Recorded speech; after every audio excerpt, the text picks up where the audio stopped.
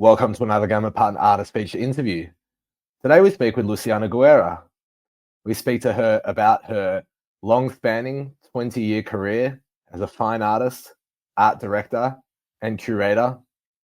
All things Latin America and artists, her inspirations, where she sees the space heading, and the confluence between her fine art, both digitally and physically. I think you're going to enjoy this conversation. All right. Well, it's a pleasure to have Luciana Guerra with us today for another Partner Artist feature podcast. Really excited to speak to her. She's an Argentinian artist who has worked in fine art for, I think, around 20 years. She's been an art teacher, director, curator, been presented in galleries around the world. And also, we are very thankful that she's a Gamma Partner artist and has released work on Bitcoin. So thanks for joining us, Luciana. I'd love for you to tell your story. You can go right back to when you were a child, perhaps, and when you first started feeling creative, up until this point. Welcome. Hello, Brett. Thank you so much for having me here. It's a pleasure. Well, I guess I will start introducing myself for those who don't know me. My name is Luciana. I'm from Argentina. I'm a visual artist, and I started my journey when I was very young. My mom was a sculptor, so I grew up in her studio, working with her, looking at her working, sculpting, modeling, and learned a lot since I was a child. And when I grew up, I went to university where I don't live in Buenos Aires. I live in Rosario. It's a city which is very near from Buenos Aires, like 400 kilometers more or less. And I went to a university here in Rosario and got an art degree with a specialization in painting. I had a traditional education. Digital art at those moments didn't exist at university. So I also worked for a long time as an art director and as an illustrator, and that doing that was how I learned digital tools. I started working with Photoshop. I bought a Cintiq tablet and started working with that, but was as an illustrator and not as an artist. In I guess it was in 2019 that I bought an iPad and started creating drawings and try my artistic work on digital creations. That was my first experience with digital art, and it grew up, and here I am now. My journey was here on Web3 was very strange because I was working in as an illustrator, and I was hired for a PFP project, but I didn't have a clue what it was at that time. It was in 2021. I guess it was in August 2021. I created the project, and I guess it was for Ethereum, and it has some kind of success. So the client who hired me, as a way to thank me, he introduced me to Web3. He explained me the basics about NFT space. He told me the most important thing was to build my own community, and I created a Twitter account and starting experimenting the space, building my community, learning art. This was a very fun and strange experience at the same time because it was a great time for NFTs.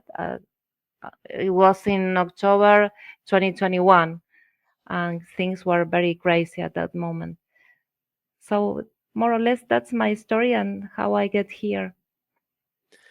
Yeah, well, it was a very compressed version of 20 years, so we're definitely going to expand on it. It's funny, 2021 was a lot of people's introduction to the Web3 space, and it was a very crazy time, particularly on Ethereum. I guess NFTs had been around for some time before that, but 2021 was almost like the true birth of their popularity. So I'm curious, you grew up in a very hands-on, traditional, physical, artistic environment, like you said, with your mum. And what about, was there a moment where you realized that you were creative, that you enjoyed it, perhaps that you were even talented? Did you tell us about studying it in Rosario? I know Rosario because I think, isn't Lionel Messi from Rosario? But yeah, tell us about those times in Argentina. Well, I can't remember. Well, it was a long time ago. Yes, it was a time where it wasn't long time ago because it was 20 years more or less, but digital tools were something that didn't exist. And in university, we didn't have any course, any signature related with digital art. So was something I didn't know it existed. Um, my my education was very traditional because I studied, besides going to university, I went to different um, workshops with talented artists from Rosario, but all my education was traditional. I studied oil painting, um, acrylic painting, airbrush painting, all traditional tools. Maybe airbrush is more contemporary and acrylic too, but compared with digital technology, it's very different. And also, I used to create sculptures with traditional materials. I guess the most contemporary was resin or some kind of epoxy materials. But um, when I discover digital tools, it changed a lot. I didn't mention that the idea. The idea of creating new paintings in these last years came from the time when I bought an Oculus headset. That was on 2019, I guess, and starting doodling with some painting programs, some sculpting programs, and I started to see painting in a very different way, like in a more immersive way. So it changed in my mind, and it has it was like a new beginning in my art career because I started to paint in a different way. I changed the colors, I changed the compositions. From I was working with abstract painting. I also work right now with abstract painting, but it was more traditional, and I changed to dark backgrounds and more saturated colors, and that was the, I guess, the influence of digital painting. Yeah, and I'd love for you to tell us more about, hey, how buying an Oculus and I suppose AR and VR helped to mold you and I guess change that direction or artistic style that you've just commented on. Yeah, it was crazy because I wanted to create some sculptures. That was the idea when I bought my first Oculus, and it blew my mind because I started working with like some doodles. I can show them later. There was like drawings, but more like doodles with lines and very quick, done in a very quick way, very rough drawings. But the volume that I was able to experiment with that take me also to the idea of working in the painting and drawing like in expensive way. Expansive, not expensive, like in an expansive way. And I created started working in two new series that I call the expansion of the painting, which I am working now on that, and in drawing was drawing in space. because I was crazy with the idea that drawings could be done on in space, and its relationship with sculpture would bring me to my childhood. So it's crazy how things happen all the time, and the relations between all we do. We always, I guess, we always come back to the beginning somehow. Yeah, it's interesting how things tend to come full circle, even if it's not directly the same thing. You like environment and nurture and those early experiences always influence us. I'd love on the topic of influencing you. You mentioned you were from Rosario. From my understanding, correct me if I'm wrong, Rosario, it's a very culturally rich part of Argentina. That I guess a bit more working class. How did I guess how did growing up in Rosario, the art scene, or perhaps the culture scene in Rosario, perhaps influence you, but also just Argentina being a very culturally rich and artistic country? Yes, I have a lot of influence here. It's a country where culture is very important. We have incredible artists. We have had incredible artists, and we have incredible artists. Um, One very important artist that was very important to me, at least.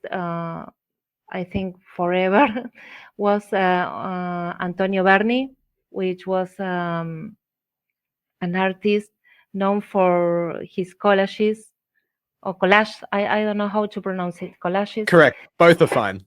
Okay. And he used to do like ensemblage, because he recycled trash and created beautiful collages with that, and sculptures. And he created some very iconic characters like Ramona, Juanito Laguna.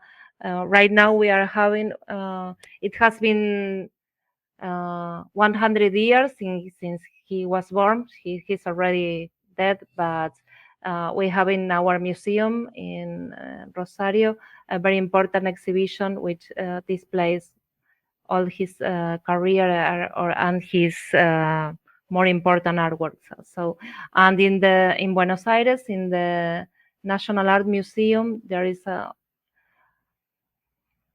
part where you can find all his paintings and collage, and also engravements or prints.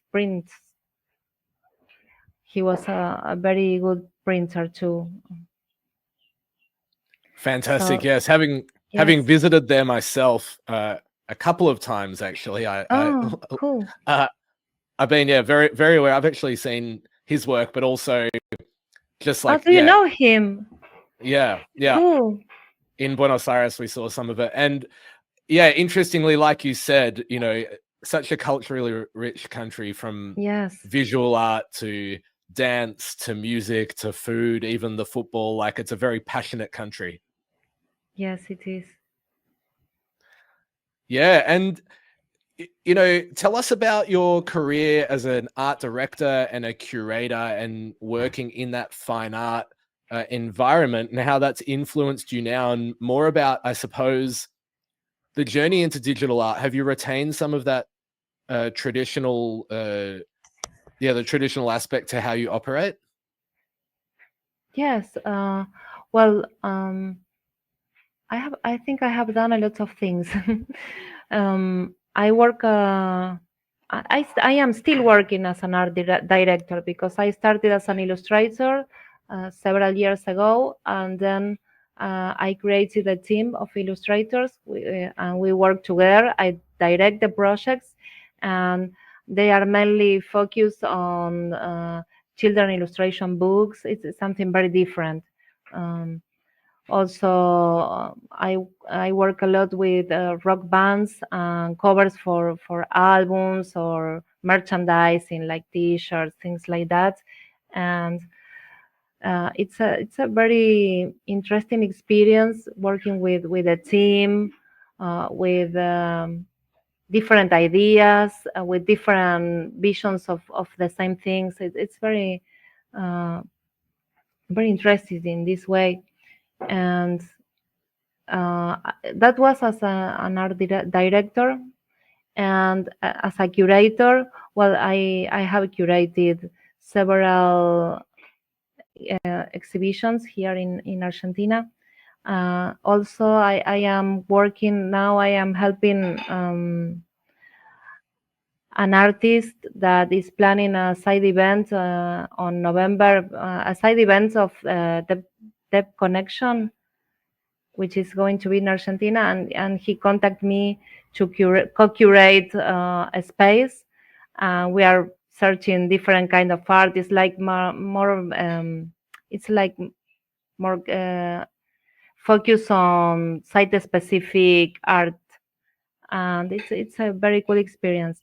And yes, I learn a lot, and I am happy to have been in all those places, because I think I can apply all my knowledge now on Web3, which is similar and not. It has some things that are very similar, but a different culture in some aspects. So I think I can combine my experience from one side and another, and create something beautiful like it's happening right now.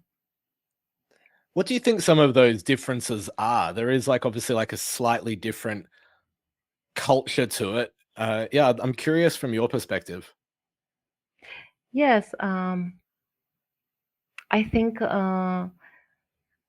Web3, or an NFT artist or crypto artist, or how, I don't know how they want to call it, but it's different in several things. For example, in a good and in a bad way. In a good way, it doesn't. It's not important where are you from, your age, your gender, the tools you use. If you have an art degree or not, nobody cares about that. But it's more important, what do you do with your how can I say it, with your brand. It's always all people are always talking about being a brand or building a brand, and how to do that. It's more like I guess people is more interested in know more about the artist, their life, what he or she do, and things like that. I think this is something good, because I am not the kind of person that believes you need an art degree to be an artist. It's the way we live, how we create, how we behave in with society, with community, and within the culture, what we create. It does not depend on an art degree. So I think it's that this is something good, but it's dangerous because um, I think education is important, and art history is important, because we can learn a lot and apply it or discard it. But if we know some things, we can avoid a lot of mistakes, and save a lot of time while we are creating, if we are collecting for everything. So I think this is the most important thing. And mm traditional art or physical art, at least in Argentina, because I can talk from other countries because I haven't been there, but at least here, for example, I am in a traditional gallery, and I am having an exhibition by the end of the year, and this is the first time that I am allowed um, to place my digital art too, because they don't think they didn't think in the past it was important, or it was something relevant, or they could sell maybe as digitals. And this is the first time. But I see in many artists, many traditional artists, that they have some kind of bad idea of what NFT is, because they don't have the information. It's a problem of education too.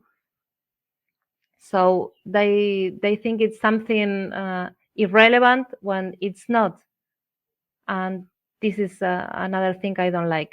So in this case, also education and information is very important for the culture in general, for both places, physical or traditional and Web3 space.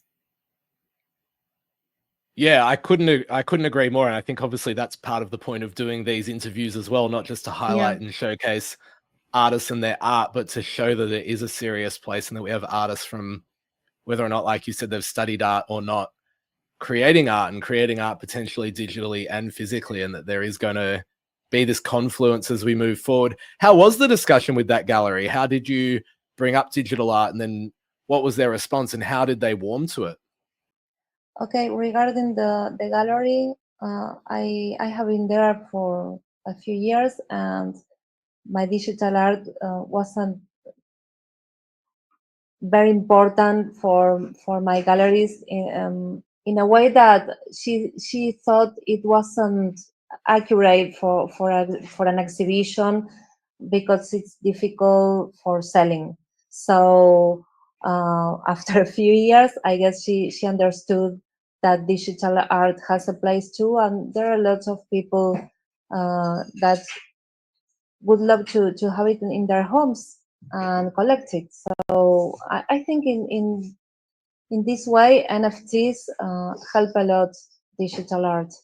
I agree, and I was going to say, obviously, in countries like Argentina and Latin America, where perhaps it can be difficult to get a global reach, it really allows you to sell your art globally, to connect with people in different countries. For example, I'm hosting this podcast with you from Australia. Yes, it's amazing.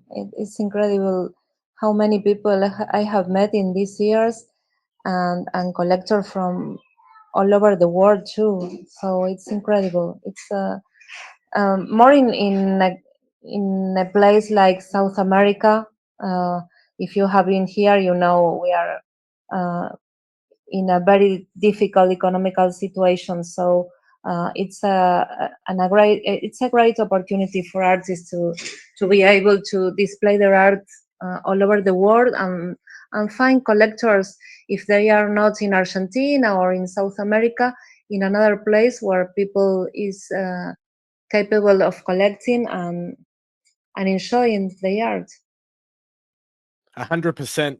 And so you're a Gamma Partner artist, which means that you've been releasing artwork on Bitcoin. Before we have a look at your artwork, obviously Bitcoin is an incredible, permanent, immutable canvas for art, but also, like you said, in Latin America and Argentina, which has had, been rife with inflation and the for lack of a better way of putting it, like destroying the Argentinian peso. Obviously, earning some Bitcoin must be a very handy thing for artists based in Latin America and places where fiat or dollars have been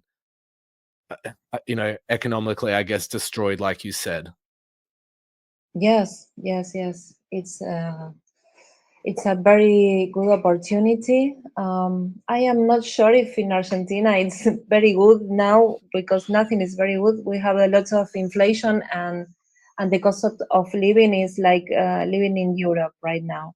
But in another countries like Brazil or Uruguay or Chile, maybe it's better than here. But definitely, I am very happy to be a Gamma partner and have my first experience on Bitcoin, because I I have never inscribed my art because I thought it was too expensive, and I saw it as something impossible because I didn't know how it worked. I didn't know how it worked, and last year I was investigating a little, exploring the idea, and I realized it wasn't so difficult. So I applied for Gamma Partners, and I was very happy when I was accepted. I think it was 1 year, more or less, 1 year ago. Yeah. Oh, wow. Well, happy anniversary. That's fantastic. And so, Thank you.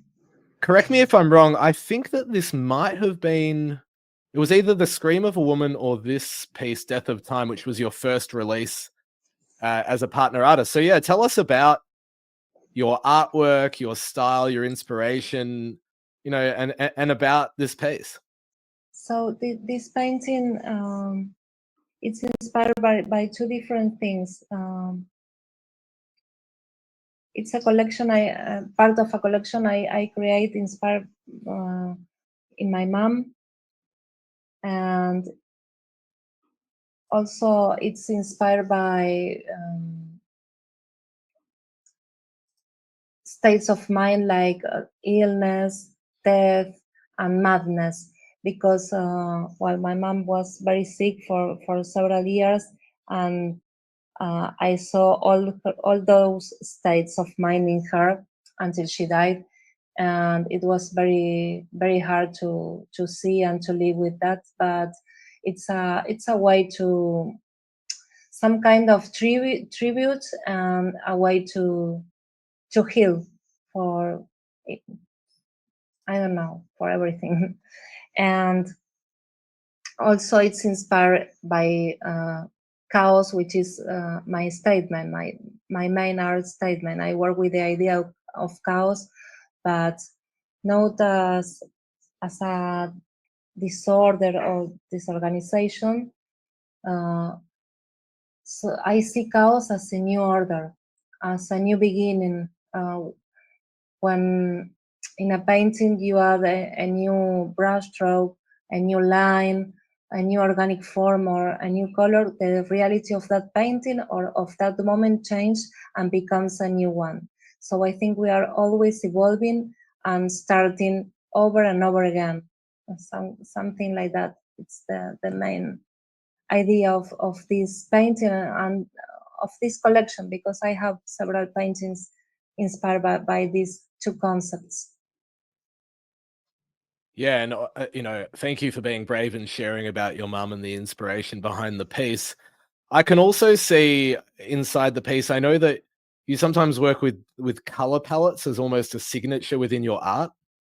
Yes, the gradient of colors. Yeah. Yes, it's like my signature in the paintings of my 2 last years. I think it's always present, and I also use like references to modern art, like mini tributes to different modern artists like Paul Klee, Miro, Picasso, Bosch, and a lot more. But these are the most famous. And if you take a look in detail of those paintings, you probably will find some sign or some form that evokes to one of those painters. Yeah, and then let's have a look at The Scream of a Woman. We can see a similar style, although obviously like different components and different Yes. subject matter. Love for you to Yes, talk to us more about this. the style is very similar because I work with a very alike style, but the idea is completely different. I created this painting in March as a tribute to woman, and it's a call to empowerment, liberation, freedom. It's a woman screaming and healing about everything that makes her feel bad, and she feels free finally. She feels free finally when she let her go everything that is hurting her soul. And the style, it's like I said before, with some tributes to modern artists. I was working a lot when I created this painting. I was studying a lot to Miro. There are like a lot of signs that we can identify with him. But I think it's interesting because all my favorite painters are not women. I must say that they are men, but I think somehow I appropriate their symbols or their styles or some organic forms, and I recreate it from scratch with my own style, but being a woman. So it gets something, a different sign, a different meaning, and more powerful meaning. I see it, at least I see it this way. Yeah, it's very interesting, and like you said, you're recreating it. You're bringing out your own style, and then I suppose, like you said, being a woman, very obviously in this piece, but that femininity coming out in it. And if we have a look at everything has already been done, again, we can see like lots of detail, lots of pattern. Not a lot of negative space. You can really spend your time exploring every corner, every millimeter of the piece, and then very obviously the gradient with your signature pops out in this one. So yeah, there's Yes. like they're very different, but there's also cohesion across them. I love this. But this is my last print on Gamma. This painting was created for a contest that was created by Lawrence Fuller, which is about an article about Dali. His father was an art critic, and he created a contest to reinterpret a text with a painting inspired by Dali too. So I created this painting. I got a prize for that, which made me very happy. And um, it was a great opportunity to explore Dali painting because I wasn't very familiar with his art. I know his art, but not in detail, and was a great opportunity to know more about his production and his color palettes, his styles, his interests.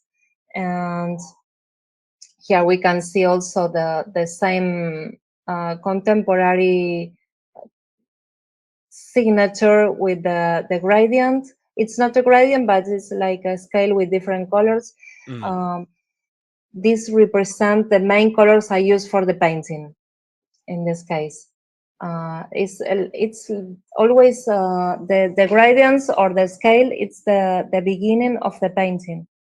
And then I start drawing and creating all the other part of the artwork, but it's like the beginning. And what guides the rest of the use of color in my paintings for some kind of explaining. And I don't know what else to say because I think I talk a lot. No, it's great. But I hearing this detail is fantastic, and that's fascinating that it happens first and then everything happens around it. I'd love to see a time lapse of that happening one day, perhaps, if you do that. And if we have a look at one more piece, it's a physical piece which you've digitized, and I believe I'm not sure if the buyer gets the physical or not, but yeah, like I suppose we can still see Luciana Guerra in this. We can still see that it's you. It's a little bit of a different one though. And yeah, tell us about this one and tell us about creating physically, because obviously you are creating digitally and physically. yes, this is a painting which was part of an art exhibition I had last year in Buenos Aires. We are working with a group of friends with a very important artist, one of the most important of South America, which is called Eduardo Estupia. And he invited us to be part of his exhibition with some paintings. And I was very honored to be there because it's like a great master to me. So I created 4 paintings. This is one of them, the one I like the most, and I decided to inscribe it as a parent child.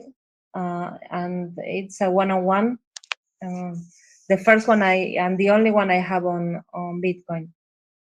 It's an oil painting on paper, and yes, you were right, because the person who decides to collect this painting will receive the original, the physical, in his or her home. So it's a great opportunity. And the painting is inspired also in the idea of chaos. These are part of the collection of the chaotic paintings, or expanded, I call it like expanded painting, but in a different way. A paint, it's expanded painting in a way that it could exist as a physical and digitally too. So I thought that way of this painting. And it was very interesting working with transparencies here, because it was a long time since I didn't use it in oil. So I had a lot of fun creating it. Oh, that's fantastic. And yeah, how interesting. How was that experience with that master artist? What did you learn? Well, I have been working with him, with Eduardo Stupia, for several years, since 2019. And he's he work, or is a disciple is the word, disciple. I don't know how to say it, but I think Disciple, it's yep. All good. disciple. Yeah, disciple of Shusha Noé, which is one of the most important painters in Argentina. He died last year, Shusha Noé. And Shusha Noé was also the father of Gaspar Noé, the film director, the French. And it was a great art master here. Eduardo Stupia was his disciple, and now I guess I am his disciple. And Well, it's a great that's person, amazing. very, very generous. Yes, yes. He has art in several collections. He has drawings at the MoMA. He has art in Buenos Aires, in the National Art Museum, in the Modern Museum. I think he's everywhere in Argentina, at least. Oh, fantastic. And I guess, yeah, qué suerte. Very lucky that you get to work with him. And tell us about, the fact that you have work on Bitcoin now. When you're working with these traditional artists, do you talk about it? Do they understand, or has anyone tried to understand, I guess, the power of preserving your legacy on Bitcoin, the fact that your art is now on chain, inscribed, on the most decentralized, secure, call it a database, if you like, in the world? Yes, there are some artists that I am recently talking. For example, I think it was I am right now. I am in an art program called Artistas por Artistas, which is very important here in Argentina. And I was talking about my experience on Web3, and particularly on Bitcoin. And yesterday, one of my mates called me to ask me for more information, because he was very interested, and he understood how important was having our legacy in inscribed on the most important blockchain, I guess, because I found that this last year it's the most important place where we can have our art, because it's forever there, directly inscribed on chain. 100%. It's for the creator, that's so powerful, and for the collector, it's equally powerful, because what you collect is going to last as well. So on that note, what is the Web3 or the digital art scene like in Argentina? Yes, I think it's something that it's growing. not very fast, but if we compare the vibe with 3-4 years ago, now there is a lot of people that at least understands and know what an NFT is, that know what is Bitcoin or a blockchain. And I think